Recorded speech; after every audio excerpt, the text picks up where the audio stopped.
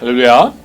여러분 시나브로라는 말 들어보셨습니까? 지난주에 우리 153 스페셜 막힐 때 시리즈 첫 번 순서가 기도가 막힐 때라는 것인데 그 설교를 녹음하려고 강사 목사님을 방문했습니다. 그래서 그 목사님의 그 강의 설교를 듣고 있는데 목사님이 시나브로라는 말을 쓰더라고요. 처음에 그게 무슨 말인가 하다가 또 뉴스를 보다가 또 우연찮게 시나브로라는 말을 발견했습니다.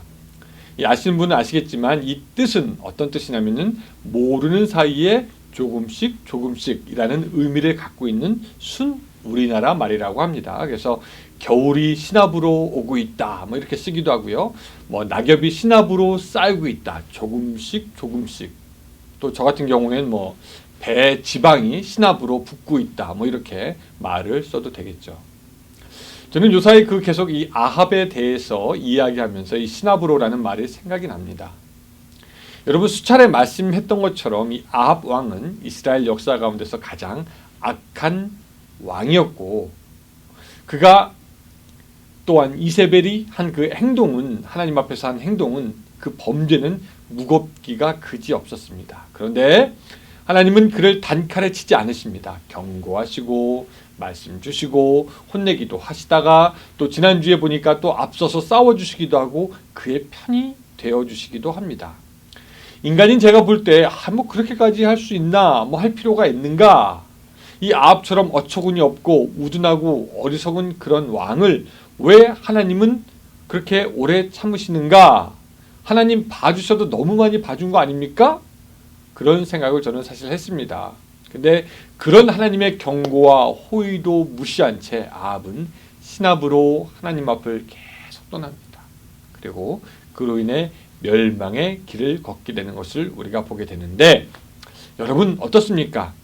우리 코비드 때문에 시간이 딱 멈춰버린 것 같은데 그 시간 동안 그 하나님의 은혜가 시나브로 여러분들에게 계속 쌓여가고 있습니까? 아니면은 그 하나님의 은혜가 들판에 눈이 녹듯이 시나브로 사라지고 있습니까? 이제 이 사순절이 다 돼가는데 이 사순절에 여러분 은혜의 둑을 보수하고 은혜의 그릇을 넓혀서 하나님의 임재가 여러분들 삶 가운데 더욱더 풍성해지기를 주님의 이름으로 축원합니다. 자, 오늘 이 아합을 하는 짓거리 좀 한 번 더 보기 원합니다. 아합이 왕궁에서 이렇게 보니까 저쪽이 포도가 풍성하게 잘 익어가는 아름다운 포도원이 보였습니다. 야, 저거 갖고 싶다. 그래서 사람을 보내서 그 포도원이 주인이 누군지 알아봤더니 이스라엘 사람 나봇이라는 사람이 그 포도원의 주인이었습니다. 그래서 이제 그 포도원이 탐난 그 아합은 나봇을 만나잖아요. 그래서 뭐라고 얘기하냐면 야, 이 땅을 나에게 주면은 내가 더 좋은 포도원을 주거나 혹은 돈으로 값을 치르겠다라고 이야기합니다. 자, 여러분 여기까지만 보면은 별 이상이 없어 보입니다. 근데 여러분 우리가 알아야 되는 게 악인은 자신들의 음흉한 계획을 가리기 위해서 항상 좋은 것을 제시합니다. 여러분 다윗도 그렇지 않았습니까? 자신의 죄를 덮으려다 보니까 밧세바의 남편에 대해서 무척이나 호의를 베풀어 줍니다. 밧세바의 남편 우리아가 전쟁터에 갔을 때 빼내오고 특별 휴가를 주고 먹을 것을 주고 취할 것을 주고 누가 보면 퍽이나 우리아와 그 밧세바를 아끼는 줄 알겠지만 우리는 그 다윗의 검은 속내를 압니다. 밧세바가 임신하자 그것을 덮으려고 우리아를 밧세바에게 보내는 것이었죠. 아방도 호의를 베푸는 척합니다. 이 아방이라는 작자가 사실 그 나봇의 포도원을 가진즉 그 포도원에 대해서 적절한 물질적인 보상을 하거나 돈으로 값을 치를 리가 없죠. 그러나 온갖 말로 그 앞에서는 보상을 충분히 해줄 것처럼 다 이야기합니다. 그런 아합의 검은 속내를 나봇이 모를 리가 없죠. 또 한편 나봇은 이 땅이 정말 하나님에게 속한 것이기 때문에 줄 수 없다고 이야기하기도 합니다. 실제로 그 땅을 매각할 수 있지도 않습니다. 근본적으로 구약에서 땅은 그것을 소유한 자의 것이 아니라 하나님의 것이었습니다. 하나님은 아브라함의 약속을 성취하면서 그 땅에 이전 거민들을 몰아내고 이스라엘 백성들을 그 땅으로 인도하셔서 그 땅을 분배하시되 그 땅을 각 지파에게 기업으로 분배하셔서 그 땅들이 영구히 팔 수 없음을 이야기합니다. 그래서 뭐라고 말씀하시냐면은 토지를 영영히 팔지 말 것은 토지는 다 내 것임이라. 너희는 나그네요 우고하는 자로서 나와 함께 있느니라. 레위기에 있는 말씀입니다. 이런 말을 들으니까 아합은 삐집니다. 토라집니다. 분이 가득하게 됩니다. 그래서 4절 보면은 이스라엘 사람 나봇이 아합에게 대답하여 이르기를 내 조상의 유산을 왕께 줄 수 없다 하므로 아합이 근심하고 답답하여 왕궁으로 돌아와 침상에 누워 얼굴을 돌리고 식사를 아니하니라고 기록이 되어 있습니다. 지금 안 그래도 아합은 하나님이라는 말만 들어도 경기를 일으킬 텐데 나봇이 하나님이 금하시니 안 됩니다 라고 하니까 더 열불이 나고 답답한 상태가 되었습니다.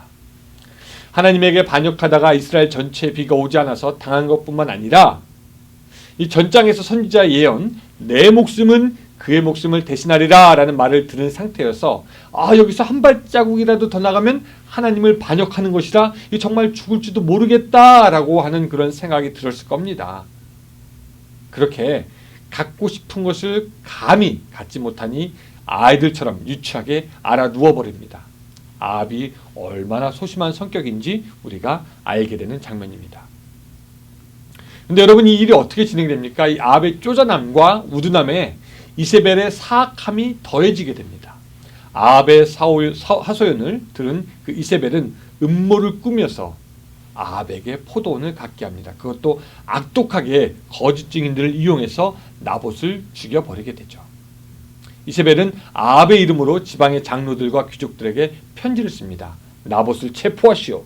공개 재판을 하시오. 그리고 거짓 증인을 준비해서 그 거짓 증인이 나봇이 하나님과 왕을 저주했다 라고 증거하게 해서 그들로 하여금 나봇을 심판하고 성읍으로 밖으로 끌고 나가서 돌로 쳐 죽이시오 라고 교서를 내립니다. 그 지방의 장로들과 귀족들은 이세벨이 아합의 이름으로 편지를 쓴 것을 아마 눈치챘을 것입니다. 아합이 쓴 것이 아니라 이세벨이 실제로 쓴 것이다. 그래서 나봇을 그렇게 거짓 증인 세워서 죽이고 아합이 아니라 이세벨에게 쪼르르 가가지고 고합니다.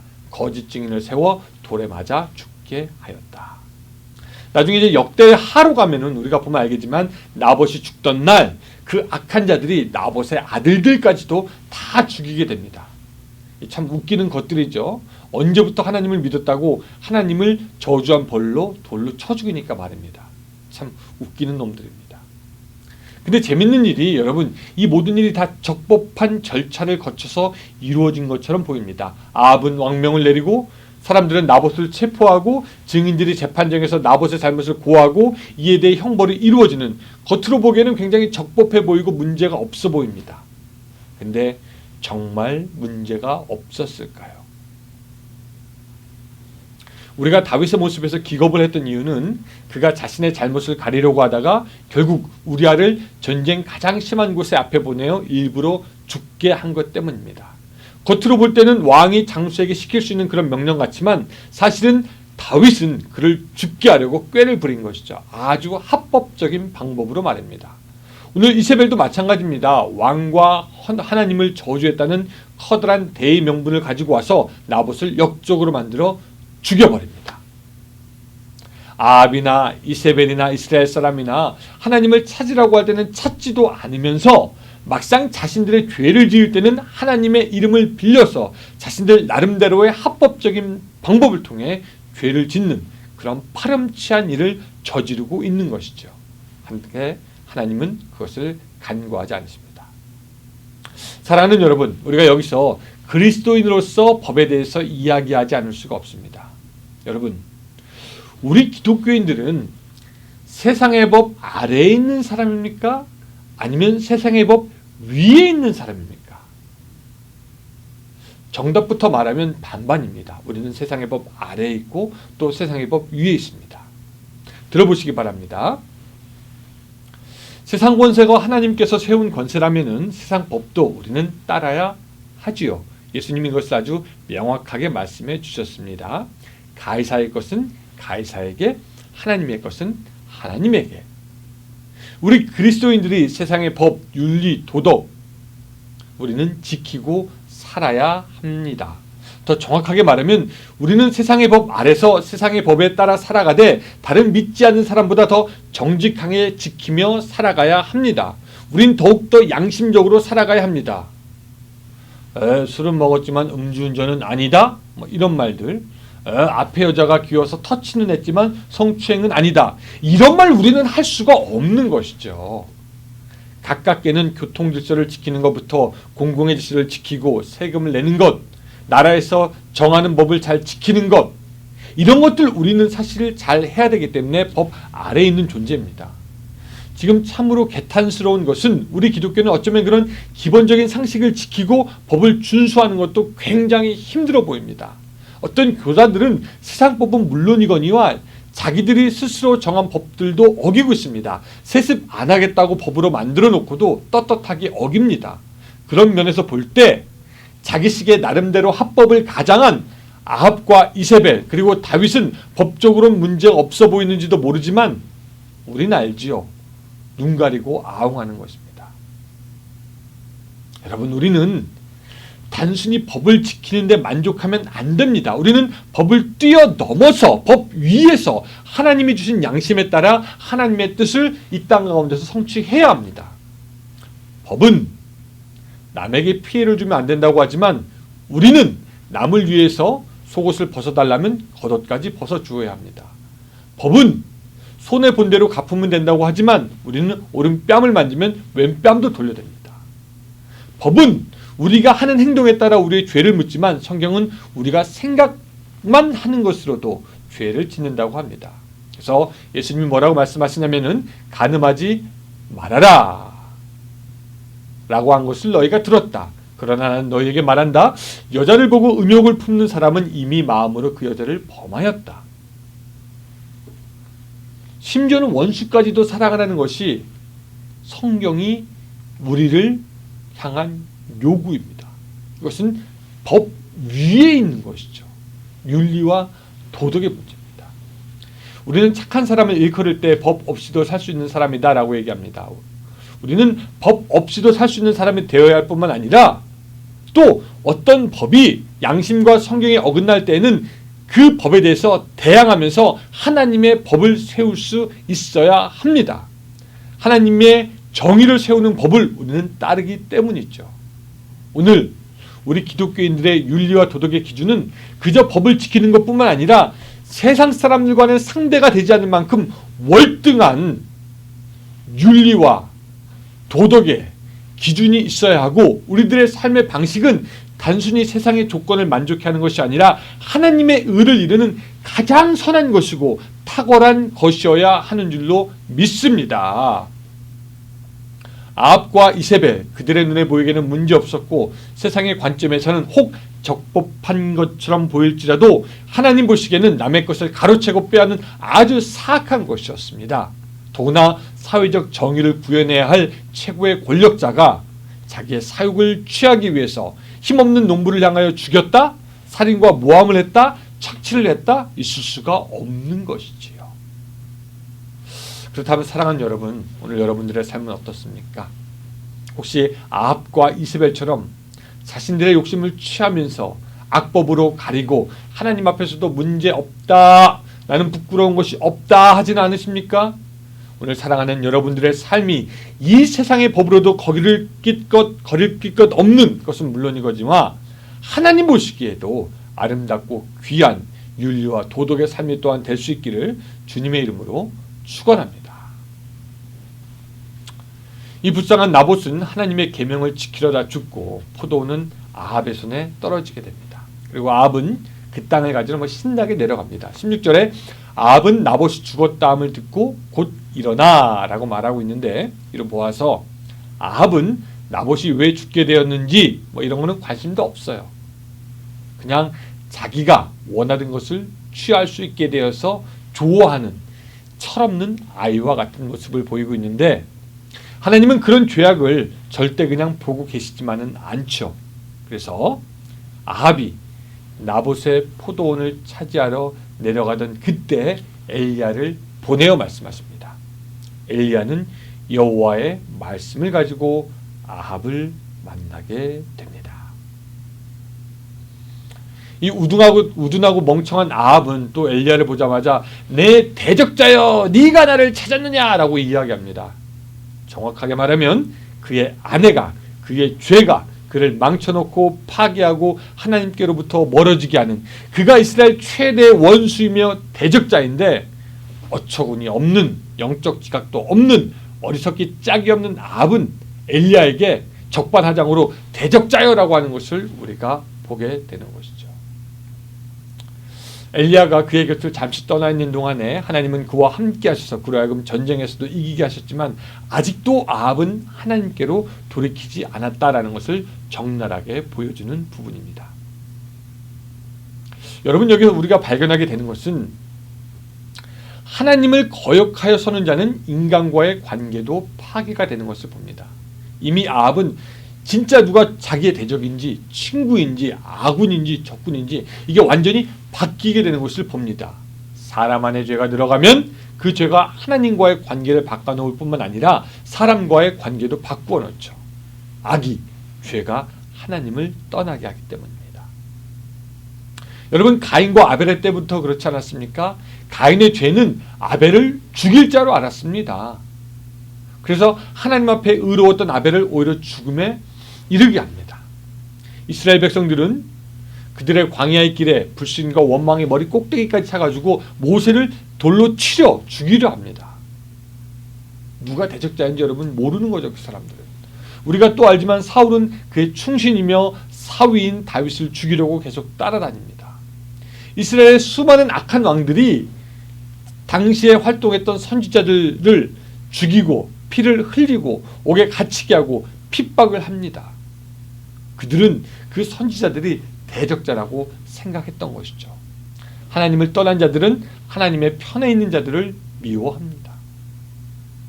예수님은 자기 십자가를 지고 나를 따르라고 하시면서 믿는 사람들의 길이 쉬운 길인 것만은 아닌 것을 말씀하셨고, 또 사람들이 나를 핍박하였은즉 너희도 핍박할 것이다 라고 제자들에게 말씀하셨습니다. 또 역시나 제자들도 악을 행하는 자들 앞에서 대적자가 되어서 책찍질을 당합니다. 제자들은 예수의 이름을 위하여 능욕받는 일에 합당한 자로 여김을 오히려 기뻐하는 것을 우리가 볼 수 있는 것이죠. 그러므로 오늘 우리가 하나님을 거역하는 자들에게 우리의 믿음으로 인해서 미움을 받는다면, 외면을 받는다면, 손가락질을 당한다면 우리는 신앙생활 어떤 면에서는 바르게 하고 있는 겁니다. 하지만 하나님을 거역하는 자들에게서 우리가 환영을 받는다면 우리의 신앙은 그들의 불신앙과 다를 바가 없다라는 것을 우리가 알 수가 있죠. 사랑하는 여러분, 오늘 여러분들은 누구에게 환영받고 누구에게 미움받고 있습니까? 하나님의 원수들에게 환영을 받는 것이 아니라 오히려 그들에게 미움을 받더라도 여러분들의 믿음을 잘 지켜갈 수 있으시기를 바랍니다. 그렇게 대적자여 압박하는 아합에게 엘리야는 예전과는 180도 달라진 모습으로 내가 너를 찾았다라고 운을 떼면서 하나님의 말씀을 전합니다. 그때 그 하나님의 말씀은 아주 처참한 멸망의 말씀이죠. 내가 재앙을 내려 너를 쓸어버리되 내게 속한 남자는 다 멸할 것이고 내 집이 여로보암 바사의 집처럼 될 것이며 이세벨에 대해서는 그녀의 죽음을 개들이 먹을 것이다 라고 하면서 아주 혹독한 말씀을 하는 것을 우리가 보게 됩니다. 그렇게 예언하는데 여러분 조금 재미있는 표현이 있습니다. 20절에 보면은 내가 내 자신을 팔아 여호와 보시기에 악을 행하였으므로 라고 말씀하고 있습니다. 또 25절에도 보면은 같은 표현이 나와요. 예로부터 아합과 같이 그 자신을 팔아 여호와 앞에서 악을 행한 자가 없음은, 아합이 자기를 스스로 팔았다라고 기록합니다. 여러분, 자기를 스스로 팔았다라는 말 우리가 어떻게 이야기해야 될까요? 이 괴테의 파우스트에는 이 파우스트 박사가 악마 메피스토펠레스와 계약을 맺고 자기의 영혼을 팔고 마력을 얻는 이야기가 나옵니다. 또 우리는 뭐 어떤 음악가가 연주를 너무 잘하니까 야, 저거 악마에게 영혼을 팔고 그 능력을 얻은 것이 아니냐 뭐 이런 얘기를 하기도 하죠. 이런 것들은 자기가 원하는 것을 얻기 위해서 자기의 존재까지 팔 만큼 욕심이 많은 사람들, 욕심이 강한 사람들을 일컬을 때 그런 말을 합니다.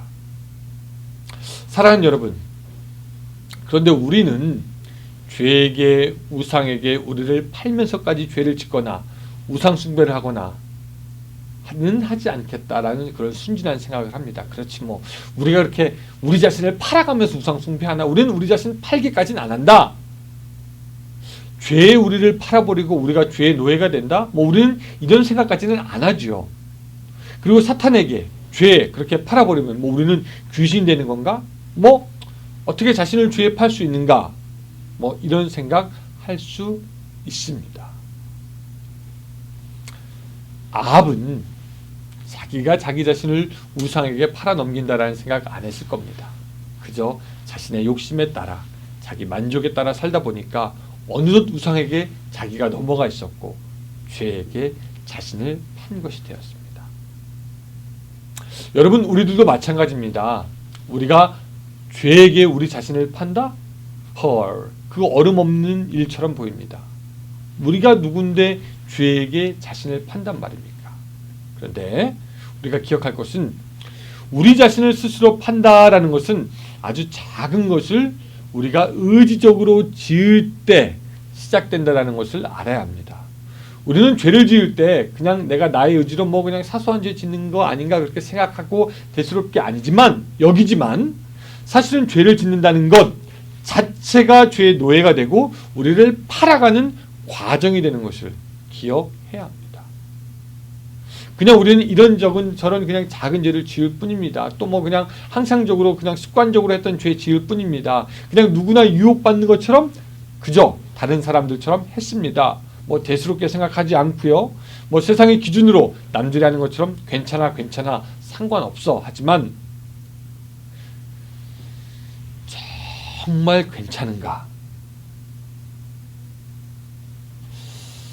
정말 괜찮은 것인지 묻지도 않고 따지지도 않고 잘 보이지 않는 것, 작은 것을 하는 것처럼 우리는 생각하지만 여러분 그 결과는 모든 것을 빼앗겨 전 존재가 무너지게 되는 것을 우리가 생각해 봐야 합니다. 7, 8년 전 즈음에 바다로 낚시를 갔다가 상어를 잡은 적이 있습니다.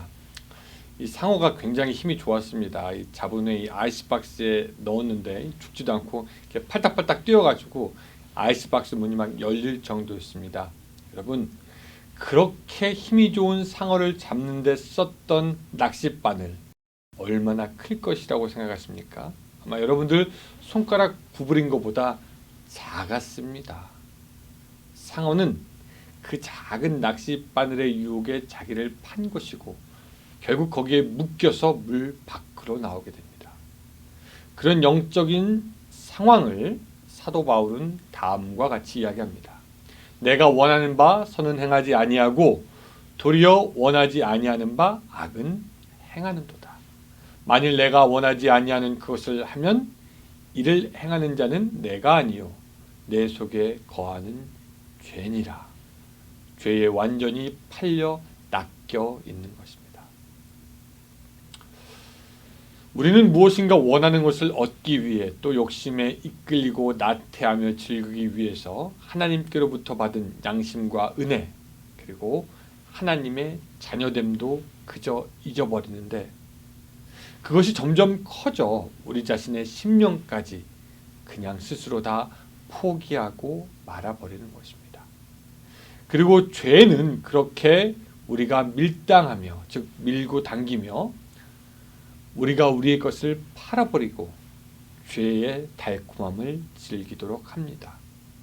그리고 그 죄의 달콤함이 커지면 커질수록 우리는 죄의 노예가 되고 사탄의 하수인이 되어 우리의 의지로 절대로 빠져나오지 못할 덫에 걸리는 겁니다. 여러분 아직도 나는 나를 스스로 팔지 않았어. 나는 문제없는 믿음이야. 나는 괜찮아. 그렇게 생각하지 않으십니까? 나는 조그만 죄는 짓지만 뭐 큰 죄는 짓지 않기 때문에 상관없어. 안심하십니까? 성경은 우리에게 경고합니다. 선줄로 생각하는 자는 넘어질까 조심하라.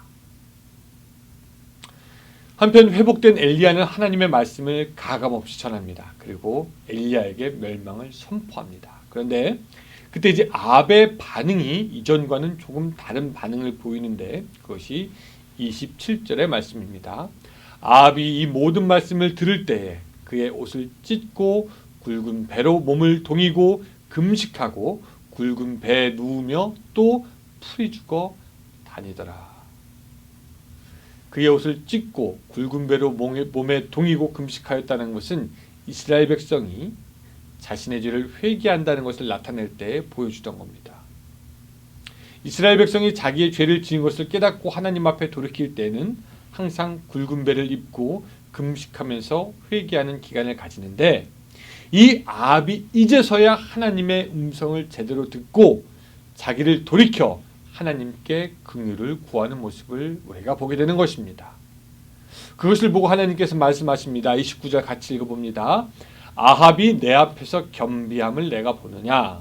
그가 내 앞에서 겸비함으로 내가 재앙을 저의 시대에는 내리지 아니하고 그 아들의 시대에야 그의 집에 재앙을 내리리라 말씀하십니다. 여러분 참으로 경천동지할 만한 일이 생긴 겁니다. 해가 서쪽에서 뜰 일이 생긴 겁니다. 아합이 그 악한 왕 아합이 하나님께로 돌아오고 하나님이 그에게 내릴 재앙을 일단 유보한 겁니다. 이것을 연구한 어떤 학자는 이렇게 얘기합니다. 이 아합의 회개는 아합이 일생 중 가장 잘한 일이다. 모든 저주 가운데 하나님의 무거운 책망을 들어야 할 아합이 극적으로 살아나게 된 것이죠. 사실 저는 이 글을 묵상하면서 이 하나님 참 너무하신 거 아닌가라는 생각이 들었습니다. 하나님 어떻게 그런 자를 살려둘 수 있습니까? 선지자들을 죽이고 핍박하고 온 이스라엘을 죄악 중에 빠지게 하고 사람들로 하여금 하나님을 떠나게 한 자 가장 큰 벌을 받아도 시원치 않을 텐데 하나님은 오히려 그를 살리시는 것을 볼 수가 있습니다. 제가 다 알 수 없는 하나님의 그 이해할 수 없는 그 큰 은혜, 하나님의 사랑이 그 진정한 대적자에게 임한 것이지요. 하나님은 그가 비록 악인이지만 옷을 찢고 굵은 배로 동이고 풀이 죽어 다니는 것을 긍휼히 여겼습니다. 아마 그 순간만큼은 악했던 아합이지만 하나님 잘못했습니다. 하나님 나를 살려주세요. 하나님 내가 어떻게 해야 좋을까요? 하나님 나를 불쌍히 여겨주세요. 나를 용서해 주시옵소서. 그런 마음으로 절규했을 것이고 마치 십자가에 죽을 수밖에 없던 그 죄인이 예수님께 주의 나라에 임하실 때 나를 기억하여 주시옵소서 마지막 요청함으로 긍휼을 얻었던 그 죄인과 같은 마음이 바로 아합의 마음이었을 것입니다. 이 아합이 한 일들 우리가 본받을 것이 하나도 없지만 이 행동만큼은 우리가 사순절에 가져야 할 우리의 마음의 자세를 보여줍니다. 하나님 잘못했습니다. 하나님 나를 살려주세요. 하나님 내가 어떻게 해야 좋을까요? 하나님 나를 불쌍히 여겨주세요. 하나님 나를 용서해 주세요. 낚시바늘에 걸린 상어는 자기가 힘이 세니까 아마도 몸부림치면 다시 물속으로 들어가 자유를 얻을 것이라고 생각하겠지만 어린 반푼어치도 없죠.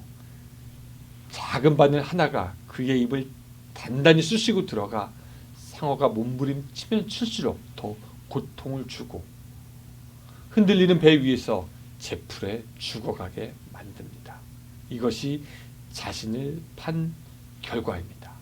그런데 그렇게 자신을 팔았지만 겸비함으로 하나님의 은혜를 입은 그 아합. 여러분 이 말은 오늘 우리가 우리 자신을 죄에 팔았더라도 하나님께 나아가기만 한다면 하나님께서 구하신다라는 것 그렇게 이해해야 합니다. 우리는 우리의 힘으로 아무리 몸부림쳐도 그 상어가 죽어가던 그 배 바닥을 벗어날 수 없지만 이 사순절의 기간에 우리가 겸비하고 낮아져서 하나님 앞에 영적인 배로 허리를 동이고 나간다면 하나님께서 불쌍히 여기실 것입니다. 사랑하는 여러분, 아합이 자기를 팔아서 죄를 지은 것처럼 오늘 우리도 몸과 마음을 죄에게 허락하지 않았습니까?